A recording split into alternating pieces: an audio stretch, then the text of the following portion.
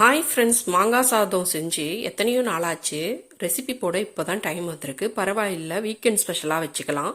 ஒரு மாங்காயை தோல் சீவி பெரிய துருவலில் துருவி எடுத்து வச்சுருக்கேன். மாங்காய் சூடுன்றதுனால நல்லெண்ணெயில் செய்கிறேன்.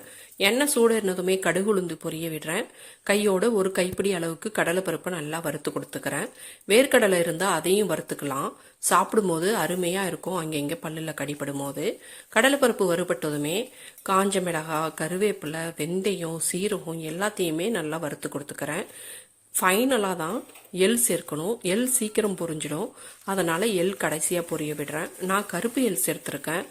மஞ்சள் கலர் சாதத்தில் கருப்பு கலர் அங்கங்கே கலர்ஃபுல்லாக இருக்கும், அதனால தான் கருப்பு எள் சேர்த்து பொரிஞ்சதுமே 2 பல்லாரி வெங்காயத்தை கொஞ்சமாக உப்பு சேர்த்து நல்லா வதக்கி கொடுக்குறேன். நல்லா வதங்கி வந்ததும் மஞ்சள் தூள், பெருங்காயத்தூள் தேவையான அளவு சேர்த்து நல்லா மிக்ஸ் பண்ணி விட்டுறணும். மாங்காய் துருவி வச்சிருக்கிறத ஃபஸ்ட்டு நாம் டேஸ்ட் பண்ணி பார்த்துடணும். அப்போ தான் சாதம் செஞ்சதோட முழு திருப்தி நமக்கு கிடைக்கும். அது புளிப்பாக இருந்தாலும் கண்ணை கூசிக்கிட்டாவது சாப்பிட்டு பார்த்துடணும். மாங்காய் குழையாமல் நல்லா கலந்து கொடுத்துக்கணும். மாங்காய் நல்லா கலந்து கொடுத்ததுக்கப்புறமா தனியாக வடித்து வச்சுருக்கிற ரைஸை ஜென்டிலாக மிக்ஸ் பண்ணி விட்டால் நம்மளோட எம்மியான மாங்காய் சாதம் ரெடி. பார்க்க சாதாரணமாக இருக்குன்னு நினைக்காதீங்க, டேஸ்ட் அட்டகாசமாக இருக்கும். மஞ்சள் கலர் மட்டும் கொஞ்சம் அதிகமாக சேர்த்துக்கிட்டால் பார்க்க கலர்ஃபுல்லாக இருக்கும். நீங்கள் ஒரு வாட்டி ட்ரை பண்ணி பாருங்கள். லைக் பண்ணுங்கள், சப்ஸ்கிரைப் பண்ணுங்கள். தேங்க்யூ.